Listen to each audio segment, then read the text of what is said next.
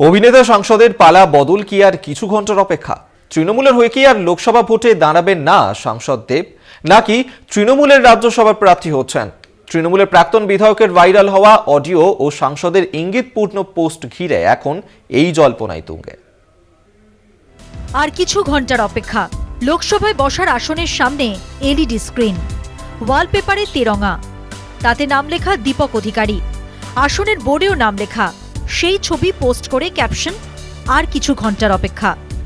ঘাটালের সাংসদকে নিয়ে শুরু হওয়া জল্পনা আরও হাওয়া পেল দেবের এই ফেসবুক পোস্টে।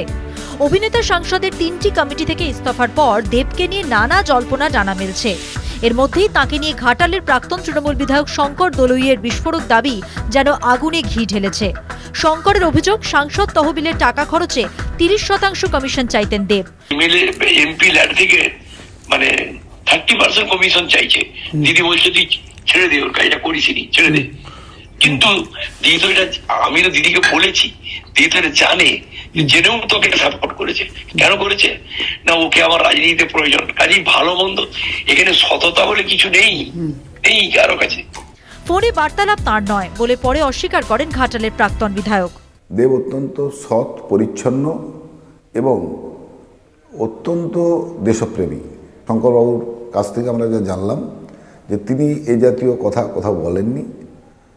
আধুনিক প্রযুক্তিকে ব্যবহার করে কেউ বা কারাও তার কণ্ঠ নকল করে কাজ করেছে। এই ভিডিওর সঙ্গে তার কোনো রকম সম্পর্ক নেই বলে তিনি জানিয়েছেন। ভাইরাল হওয়া অডিও নিয়ে সাংসদ দেবকে এক হাত নিয়েছেন বিজেপি নেতা হিরণ চট্টোপাধ্যায়। দেব যে এজেন্ট দিয়ে কমিশন তোলে সবাই জানে ঘাটালে।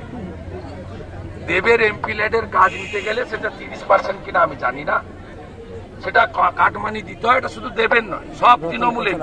শঙ্করদলী মহাশয় সরাসরি দাবি করছেন প্রকাশ্যে যে দেবের কাছ থেকে কাজ চাইতে গেলে 30% কমিশন দিতে হয়, না হলে কাজ পাওয়া যায় না।